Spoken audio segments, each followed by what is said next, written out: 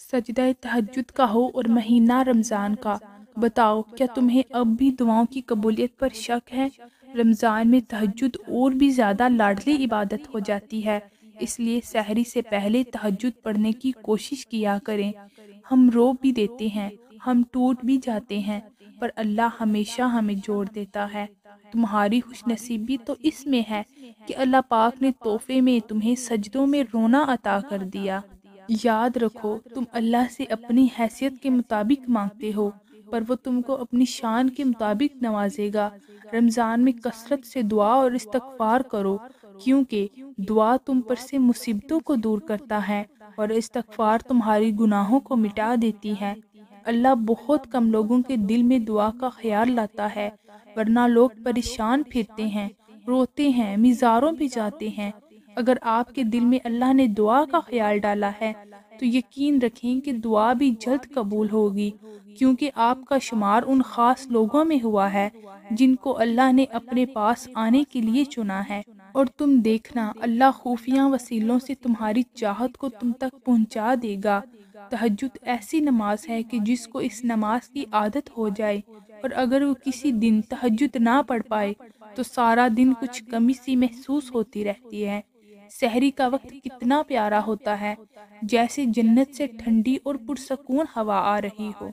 अल्लाह पाक बदल देते हैं हालात, कोई भी आजमाइश हमेशा नहीं रहती। हज़रत अली रज़ियल्लाहु ताला अन्हु ने फरमाया, वो शख्स जो तन्हाई में अल्लाह ताला का जिक्र करते हुए अल्लाह के खौफ से रो पड़ता है, अल्लाह ताला उसे क़यामत के दिन अपने अर्श का साया अता करेंगे। कभी तुम दूसरों के लिए दिल से दुआ मांग कर तो देखो, तुम्हें अपने लिए मांगने की ज़रूरत ही नहीं पड़ेगी। अल्लाह ताला फरमाता है, रोज़ा मेरे लिए है और मैं ही इसका अजर दूंगा। रोज़ेदार की दुआएं मुकद्दर से जीत जाने का हुनर रखती हैं, क्योंकि रमज़ान में अल्लाह ताला का अर्श पहले आसमान पर आ जाता है। जिस चीज़ की तलब तुम्हें तहज्जुद तक ले आई है, वो चीज़ अल्लाह कभी अधूरी नहीं छोड़ेगा, वो नवाज कर रहेगा। मैंने सिसक कर कहा, या अल्लाह मेरे हाथ खाली हैं, तो अल्लाह ने कुरान से जवाब दिया, और जल्द ही आपका रब आपको इतना देगा कि आप खुश हो जाएंगे।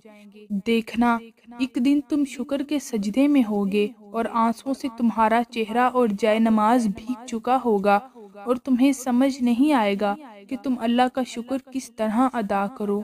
रोज़ा खुदा से मोहब्बत का इजहार है और मोहब्बत सजदों के बिना अधूरी है।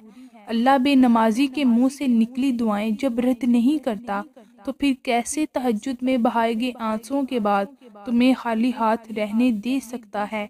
नबी करीम सल्लल्लाहु अलैहि वसल्लम ने फरमाया, अगर तुम खताएं करते रहो हता कि तुम्हारी खताएं आसमान तक पहुंच जाएं, फिर भी तौबा करो तो अल्लाह तुम्हारी तौबा कबूल फरमाएगा।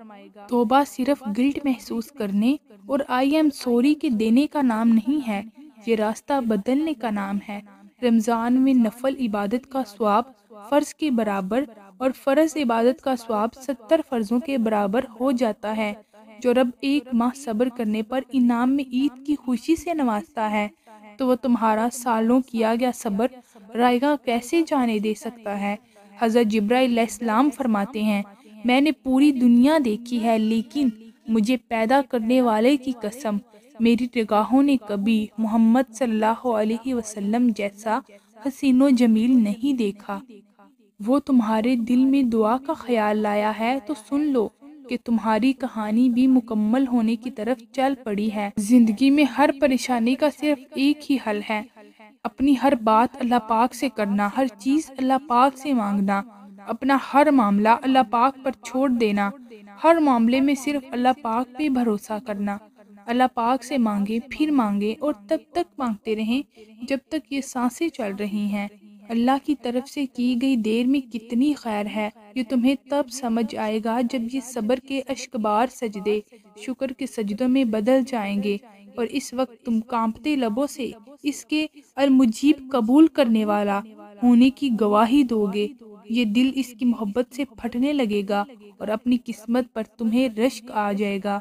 सोने से पहले 21 बार या मुजीब पढ़ो, आपको वो सब कुछ मिल जाएगा जिसकी तलब आप रखते हो इंशाअल्लाह। یا اللہ اس رمضان میں ہمیں زیادہ سے زیادہ نیکیوں کو کمانے اور گناہوں کو مٹانے اور جنت کو پانے کی توفیق عطا فرما۔